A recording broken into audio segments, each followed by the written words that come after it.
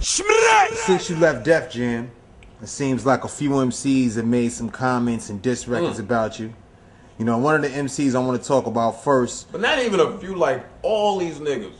Right. Just came out the woodworks. Right. I'm gonna run through some names, you know what I'm saying, and I just want to go over the situations and get your point of view on it, get your perspective. Let's do it. All right. First off was Saigon. You know what I'm saying? He had a blog, and basically he said he was gonna smack Earth, Wind, and Fire out of you because of the lyrics you said in the freestyle on BET. Which lyrics was he referring to? And you know what I'm saying? Can you explain like exactly as soon as my wife's gone, they jump on the Python. They don't know I'm out to hit and run like Saigon. Putting back the ice on, had it screwed up. I finally figured out that hate is the new love.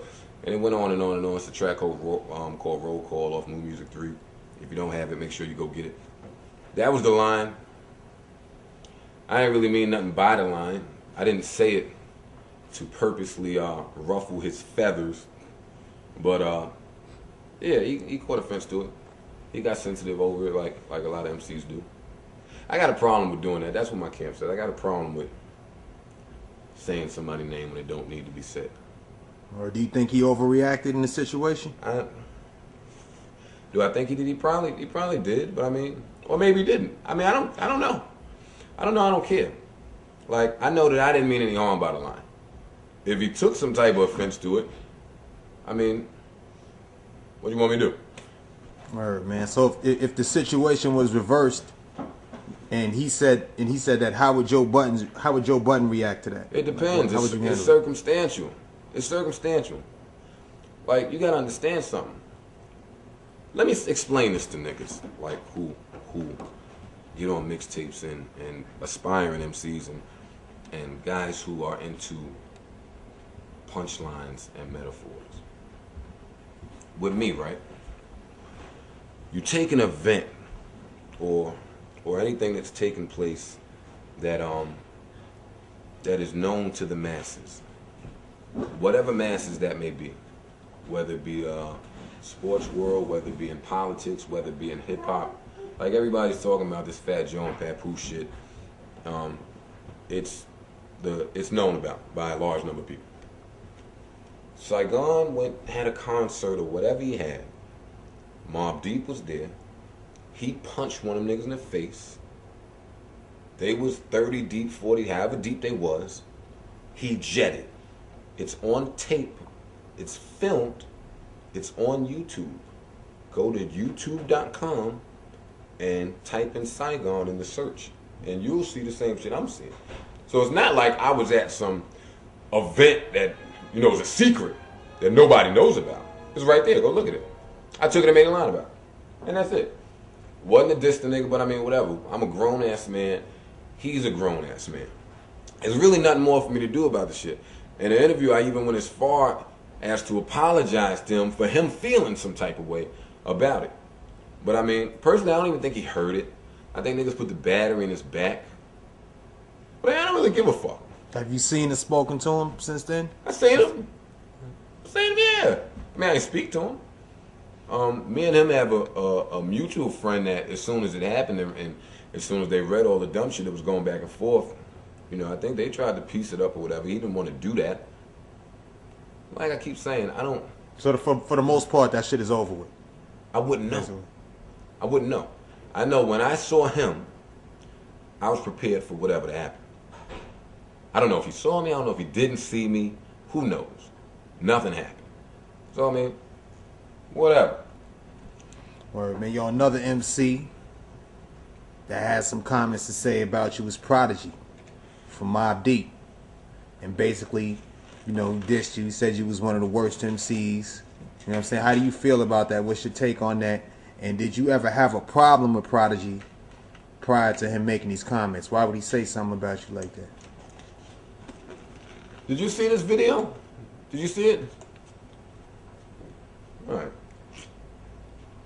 I gotta make sure that you seen the shit that we talking about. Because I seen it too. If you see it, you probably know why he's talking like that. He looks like he's on some other type of drug. Like, honestly, he looks sick. He looks bad. He damn near looks near death. I almost felt bad for the nigga watching it. But like he said what he said, I can give a fuck about that too. Like, I'm not one of them dudes.